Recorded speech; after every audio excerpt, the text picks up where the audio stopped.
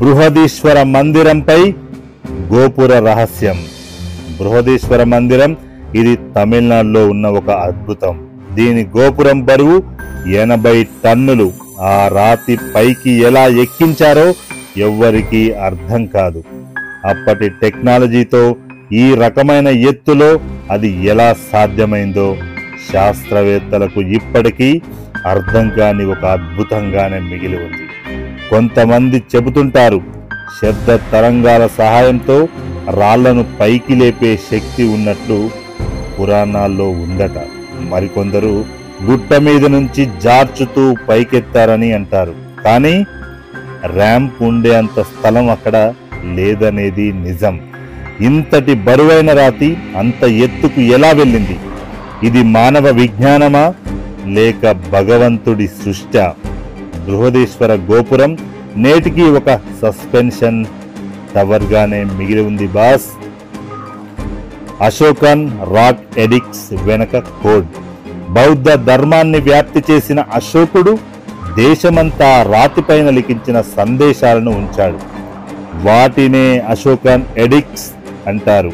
కానీ కొన్ని రాళ్లలోని సంఖ్యలు గుర్తులు కేవలం బౌద్ధ సందేశాలు కాదు అంటున్నారు పరిశోధకులు. కొన్ని రాతల్లో కనిపించే బీజ గణితం సూత్రాలు, త్రిభుజాకార ప్యాటర్న్స్ ఇవన్నీ టైం ట్రావెల్, గ్రహ గమనాల సమాచారం అని నమ్మకం. నాసా లాంటి సంస్థల శాస్త్రవేత్తలు కూడా ఈ రాతలు అంతరిక్షానికి సంబంధం ఉన్న కోడ్లా ఉన్నాయంటున్నారు. మరి అశోకుడు తెలిసి రాశాడా లేక ఎవరో అతనితో రాయించారా? ఇది కేవలం చరిత్ర కాదు బాస్, గూఢాచారుల గ్రంథమే అయ్యుంటుంది. నలంద యూనివర్సిటీ రహస్యం. నలంద యూనివర్సిటీ ప్రపంచపు మొట్టమొదటి అంతర్జాతీయ విద్యాలయం. కానీ దీన్ని పూర్ణంగా ధ్వంసం చేసిన తర్వాత కూడా అక్కడ గ్రంథాలయం 3 నెలల పాటు మంటలతో కాలిపోయిందట. అంటే ఎంత భారీగా పుస్తకాలు ఉండేవో ఊహించండి.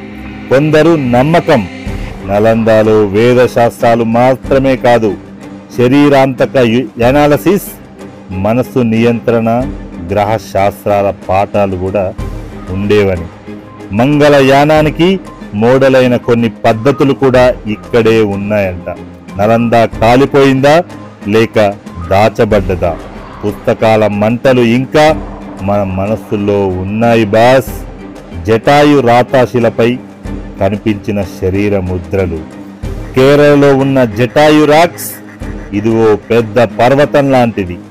ఇది ఒక పురాణ కథ ప్రకారం రావణుడు సీతను అపహరించే సమయంలో జటాయు అనే పక్షిరాజు పోరాడిన ప్రదేశం.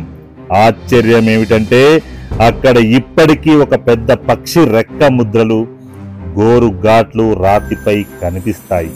ఇవి ప్రకృతిలో సహజంగా ఏర్పడినవా లేక ఆ కథ నిజమా? జియోలాజికల్ టీం కూడా పూర్తిగా ఇప్పటికీ కనిపెట్టలేదు. చరిత్ర చెబుతున్నది శిలలపై కొన్ని రాసుకొని ఉద్భవించాయని.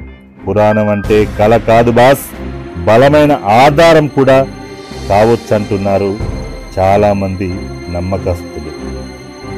నాగాలాండ్లో తలలు తీసే తెగల కథ. నాగాలాండ్లో కొన్ని జాతులు పూర్వం తలలు తీసి వాటిని టోపీలా ఉంచేవారు. వీరినే హెడ్ హంటర్స్ అంటారు. అసలు ఎవరు తల తీసి ఎందుకు ఉంచారంటే శత్రువులను సంహరించిన వారు ఆ తలను వర్ణించేలా రంగు చుక్కలు, టాటూలు వేయించుకునేవారు. కానీ ఆశ్చర్యం ఏమిటంటే బాస్, వారు తల తీసిన వారిలో కొంతమంది తిరిగి జీవించారని ఒక నమ్మకం. ఇది మానవ క్రూరత్వం మాత్రమేనా లేక శరీర విభజన తర్వాత కూడా జీవించే రహస్య శక్తులు పరిశీలన? ఇది చరిత్రలో లభించే భయంకర మిస్టరీ బాస్. బాలాజీ మందిరం తలుపుల వెనుక గుప్త గది. తిరుమలలోని బాలాజీ గుడి భక్తుల విశ్వాసానికి కేంద్రమైన స్థలం. కానీ అక్కడ ఒక తలుపు శతాబ్దాలుగా మూసే ఉంది బాస్. ఇవన్నీ మీకు తెలుసా? ఇది రహస్య గదిగా పిలువబడుతుంది. ఎవ్వరూ చూడలేరు, ఎవ్వరికీ అనుమతి లేదు.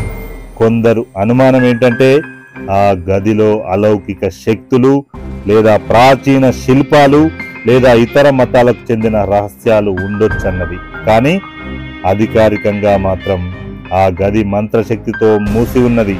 తెరిచితే ప్రళయం అంటారు. మళ్ళీ ప్రశ్న అదే బాస్, ఏ గది దాచిన రహస్యం ఎప్పటికీ దాచగలమా, లేక ఎప్పుడో ఒకసారి ఒక ప్రళయంగా వచ్చి ఈ ప్రపంచాన్ని నాశనం చేస్తుందా? ఇదొక మిస్టరీనే. రామసేతు నడిచే దారి నిజమా? భారతదేశం శ్రీలంక మధ్య సముద్రంలో ఒక పాత రోడ్డులా కనిపించే పశ్చిమం ఉంది. దీన్నే రామసేతు అంటారు. రామాయణంలో హనుమంతులు నిర్మించిన వంతెన అని నమ్మకం. నాసా తీయించిన ఫోటోల ప్రకారం ఇది మానవ నిర్మితమైన నిర్మాణమై ఉంటుందట. కానీ అక్కడ శిలలు 7000 సంవత్సరాల కిందటివని పరిశోధనలు చెబుతున్నాయి. మరి ఇది పురాణం మాత్రమేనా, లేక నిజంగా మన పూర్వీకులు సముద్రంపై వంతెన వేశారా? రామసేతు నిజమైతే చరిత్ర కూడా నిజమే కదా బాస్. హంపీలో స్వరాన్ని ఉత్పత్తి చేసే రాళ్ళు. హంపి విజయనగర సామ్రాజ్యపు సాక్షిగా నిలుస్తోంది. అక్కడ కొన్ని రాళ్ళు ఉన్నాయని మీకు తెలుసా? ఆ రాళ్ళు స్వరాలను ఉత్పత్తి చేస్తాయని తెలుసా? శాస్త్రవేత్తలు ఇప్పటికీ చెబుతుంటారు ఆ రాళ్లలో క్వార్ట్జ్ సిలికా కంటెంట్ ఎక్కువగా ఉందని. కానీ ఇదంతా క్రమంగా ఏర్పాటు చేయబడినట్టుగా ఉంది. అంటే వాళ్ళు పూర్వం మ్యూజిక్ రాళ్లను తయారు చేసేవారా, లేక ప్రకృతి వాళ్లకు పాటలు నేర్పించిందా? హంపీలో రాళ్ళు మాట్లాడుతున్నాయంటే మీరు నమ్ముతున్నారా బాస్? ఖచ్చితంగా నమ్మాల్సిందే అంటున్నారు చరిత్రకారులు. రాజపుత్ర రాజుల రహస్య దర్బార్. రాజస్థాన్లోని ఒక పురాతన కోటలో రాత్రిపూట జ్యోతుల కాంతులు, సంగీత శబ్దాలు వినిపిస్తాయట. అక్కడ లోకల్స్ చెబుతారు ఇది అభిమాన దర్బార్ అనే గది. అన్యాయంగా చంపబడిన రాజకుమారులు ప్రతి అమావాస్య రాత్రి అక్కడకు మళ్ళీ దర్బార్ నిర్వహిస్తారని నమ్మకం. అనేక పారానార్మల్ రీసెర్చర్స్ కూడా ఆ గదిలో ఊహించని శబ్దాలు, ప్రకాశవంతమైన వెలుగులు వస్తాయని నమ్మకం. ఇది ఆత్మల అభిమానమా, లేక మానవ భ్రమలో నిజమా? రాజధానిలో ఉన్న రాజధర్మం ఇంకా కొనసాగుతుంది బాస్. మహాబలిపురం నీటి అడుగున మిగిలిన నగరం. తమిళనాడులోని మహాబలిపురం ప్రసిద్ధ ప్రాచీన నగరం. కానీ దీన్ని పక్క నుంచి సముద్రం మింగేసిందని చెబుతారు.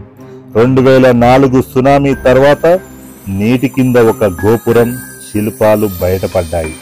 అంతకు ముందు లోకల్స్ చెబుతుండగా ఎవ్వరూ నమ్మలేదు. కానీ తర్వాత ఆ ప్రాంతాన్ని సర్వే చేయగా ఇంకా 6 దేవాలయాలు నీటిలో మునిగిపోయినట్లుగా ఆధారాలు దొరికాయి.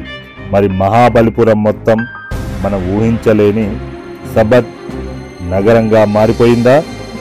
ఇది కేవలం జలప్రలయం కాదు, చరిత్ర మింగిన మహాసాగరమే అంటున్నారు ఎంతో మంది చరిత్రకారులు.